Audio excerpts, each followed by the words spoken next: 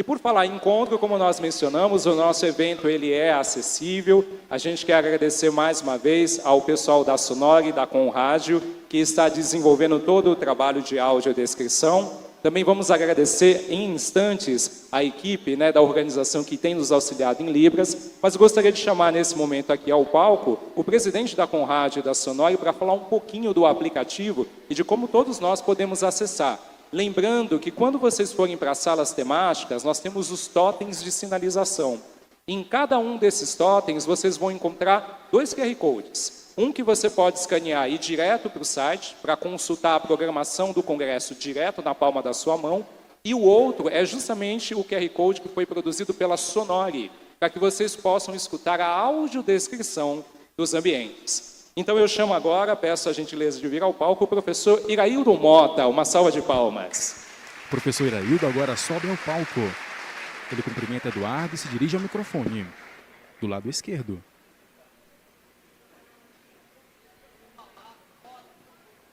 Ele sai do lado esquerdo do microfone e vem para o centro do palco e fala fora dele, para que pessoas com deficiência visual possam identificar aonde ele está.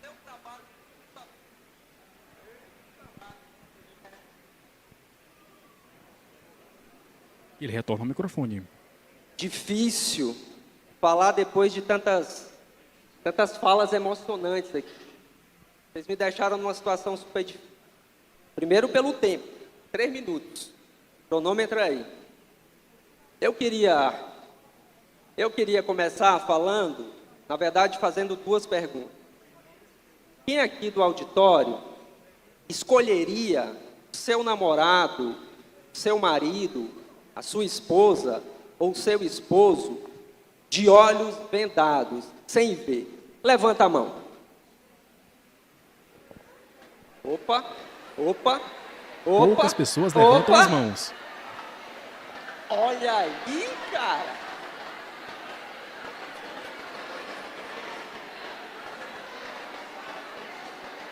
Muito bem, né? Professor Iraildo ri conforme a reação do público.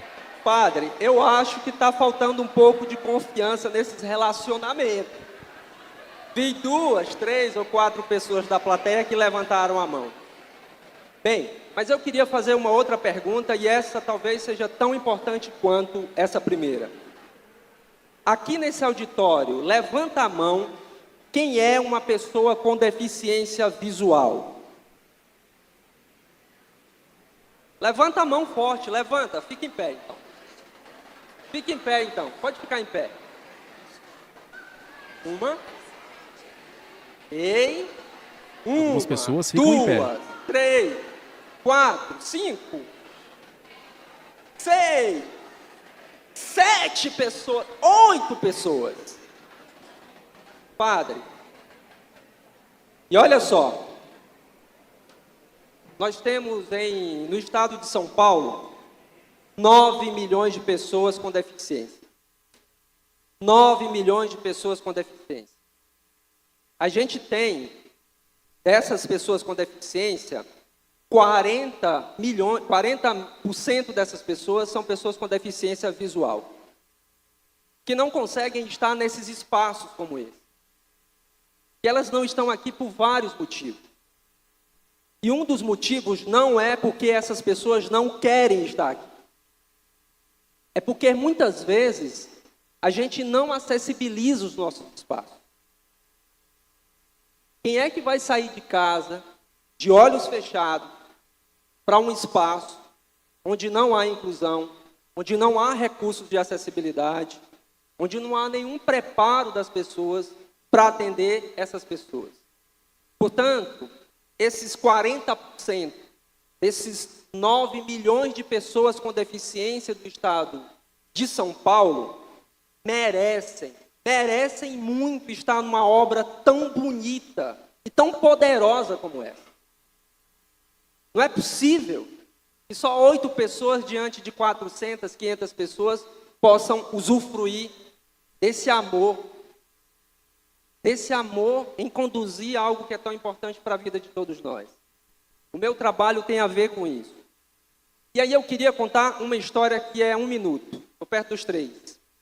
Toda vez que uma autoridade pública, política, influenciador, seja qual ela for, conversa comigo sobre acessibilidade, e eu sinto que essa autoridade geralmente tem uma certa resistência de falar em acessibilidade ou de querer incluir essas pessoas, eu conto a seguinte história. Na verdade, eu faço a pergunta que é a seguinte: por acaso, aqui no seu prédio, nesse espaço onde a gente está, tem extintor de incêndio? E geralmente tem. Aqui nesse espaço tem extintor de incêndio, tem? O extintor de incêndio é algo legal. Se você não tiver o extintor de incêndio no prédio, você não tem alvará. Estou correto?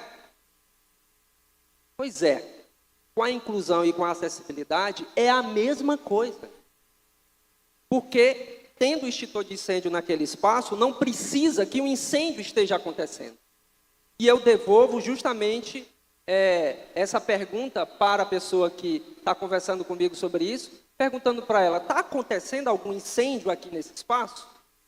E geralmente não está acontecendo. Portanto, quando a gente fala de inclusão, de acessibilidade, a gente tem que falar não na perspectiva de e se tivesse uma pessoa com deficiência aqui? A gente tem que se preparar para receber essas pessoas.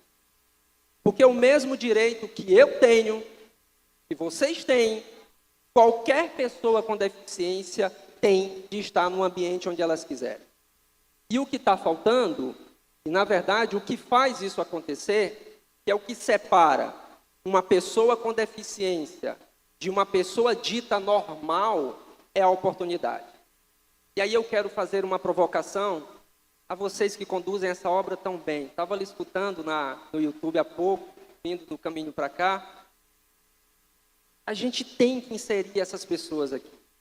Desses 40% de pessoas com deficiência visual, dos 9 milhões aqui no estado de São Paulo, boa parte são jovens.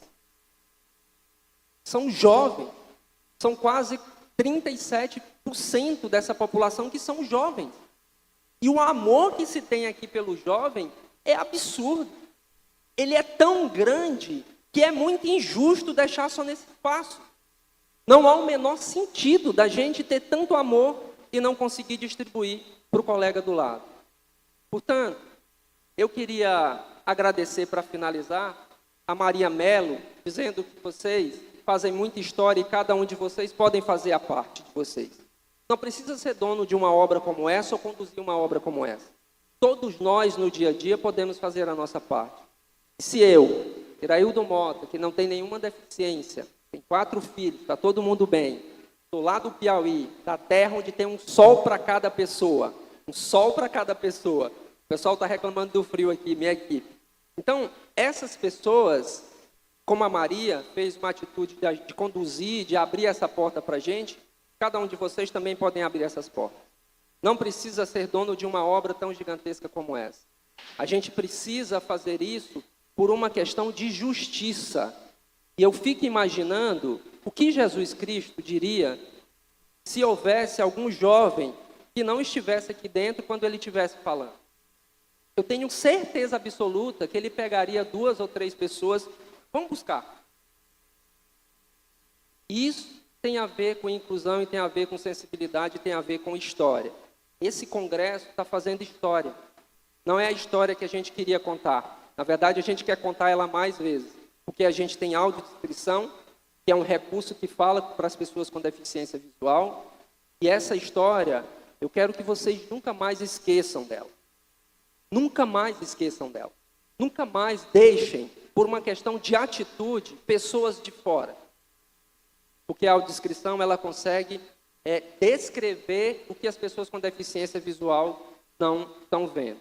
E talvez vocês, vendados, com a audiodescrição, poderiam conseguir escolher o seu marido, a sua esposa e o seu cônjuge de maneira muito mais precisa e calorosa.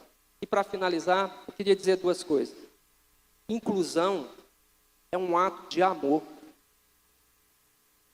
Se a gente não consegue exercitar esse ato de amor, dificilmente os outros recursos de acessibilidade e de inclusão vão acontecer.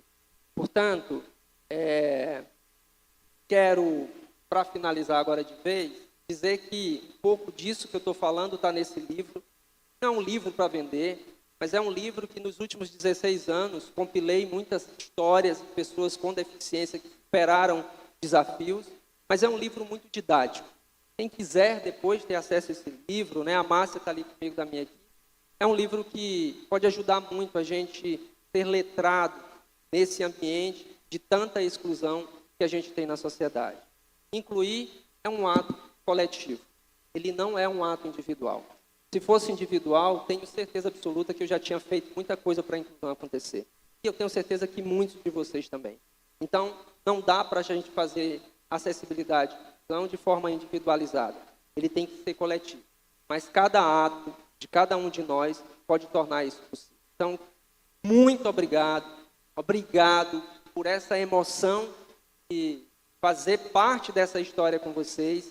Obrigado a Eduardo, a Cris, a todo mundo, a Jéssica, a Maria Melo que fez essa ponte. Obrigado, e eu vou estar ali numa oficina para falar um pouquinho mais de acessibilidade.